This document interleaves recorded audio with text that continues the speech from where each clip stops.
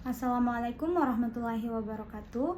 Perkenalkan, nama saya Asnadia dengan NIM 1057211111221 dari kelas M21C.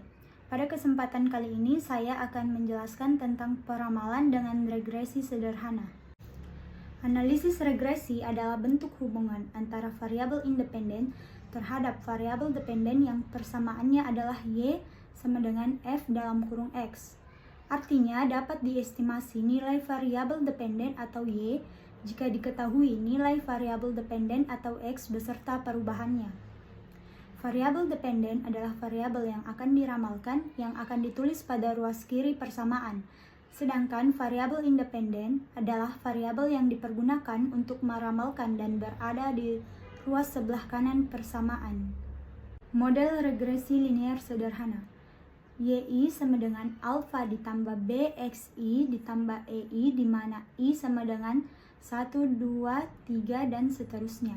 Dan N sama dengan banyaknya data yang diobservasi.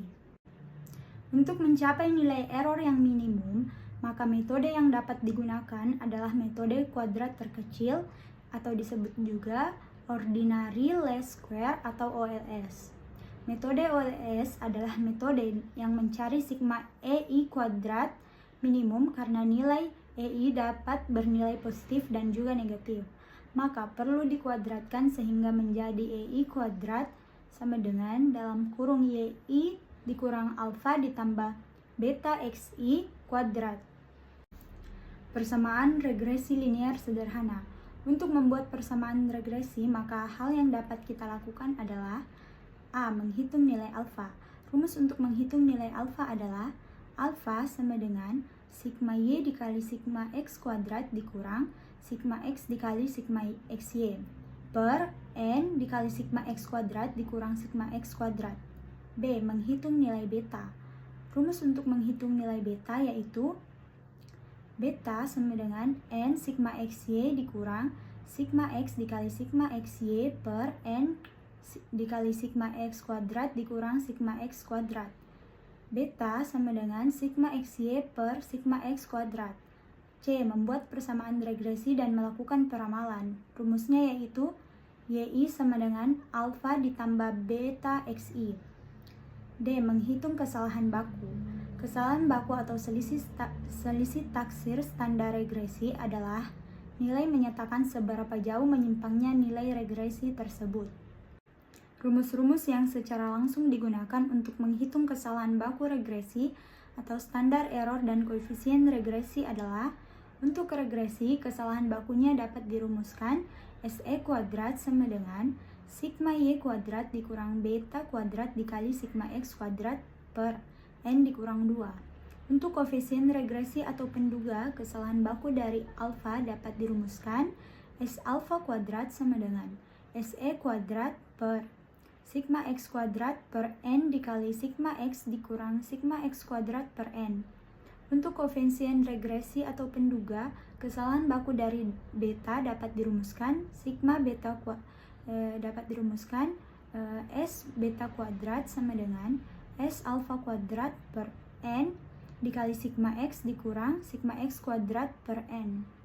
Langkah selanjutnya yaitu melakukan perhitungan dengan menggunakan persamaan regresi sederhana dengan menghitung A. Hitung nilai alfa dan beta dengan persamaan regresi Y hat sama dengan alfa ditambah beta XI. B. Buat peramalan jika terjadi kenaikan biaya promosi. C. Hitung kesalahan baku regresi. 2. T hitung. Berdasarkan T hitung dan T tabel, 1. Jika T hitung lebih besar dari T tabel, maka variabel independen memengaruhi variabel dependen. Yang kedua, jika T hitung lebih kecil dari T tabel, maka variabel independen tidak mempengaruhi variabel dependen. Berdasarkan nilai signifikansi yang diasumsikan dengan tingkat error 5%, 1. Jika nilai signifikansi lebih kecil dari 0,05, maka variabel independen memengaruhi variabel dependen. 2. Jika nilai signifikansi lebih kecil dari 0,05, maka variabel independen tidak memengaruhi variabel dependen. Rumus yang dapat digunakan untuk menghitung nilai T yaitu T0 sama dengan B per SB sama dengan B akar sigma XI kuadrat per SE, di mana B sama dengan sigma XI YI per sigma XI kuadrat dikali YI kuadrat. SE sama dengan akar 1 per N dikurang 2 dalam kurung sigma YI kuadrat dikurang beta kuadrat dikali sigma XI kuadrat. Untuk menghitung keberpengaruhan nilai konstanta dapat dihitung dengan T0 sama dengan alfa per S alfa, di mana S alfa sama dengan akar SE kuadrat sigma XI kuadrat per N dikali sigma XI kuadrat. 3. F hitung. Untuk mengetahui ada atau tidak pengaruh variabel independen terhadap variabel dependen, selain menggunakan T hitung, dapat menggunakan fungsi F dengan menggunakan tabel analisis varian atau ANOVA, seperti yang ada pada gambar pada tabel 4.3, di mana F0 sama dengan sigma Y hat I kuadrat per sigma EI kuadrat per N dikurang 2. Berdasarkan T hitung dan T tabel, 1. Jika F hitung lebih besar dari F tabel, maka variabel independen memengaruhi variabel dependen. 2. Jika F hitung lebih kecil dari F tabel, maka variabel independen tidak memengaruhi variabel dependen. Berdasarkan nilai signifikansi yang diasumsikan dengan tingkat error 5%, jika nilai signifikansi lebih kecil dari 0,05, maka variabel independen memengaruhi variabel dependen. Jika nilai signifikansi lebih kecil dari 0,05, maka variabel independen tidak memengaruhi variabel dependen. 4. Korelasi dan koefisien determinasi. Analisis korelasi adalah analisis untuk mengetahui tingkat keeratan hubungan antar variabel secara linear. Tingkat keeratan dapat diperlakukan antara variabel dependen dengan independen, antara variabel independen atau dependen. Besarnya koefisien korelasi akan berkisar antara min 1 atau negatif 1 sampai positif 1. Min 1 lebih kecil sama dengan R lebih kecil sama dengan penafsiran sebagai berikut. 0,00 sampai 0,199 sama dengan sangat lemah.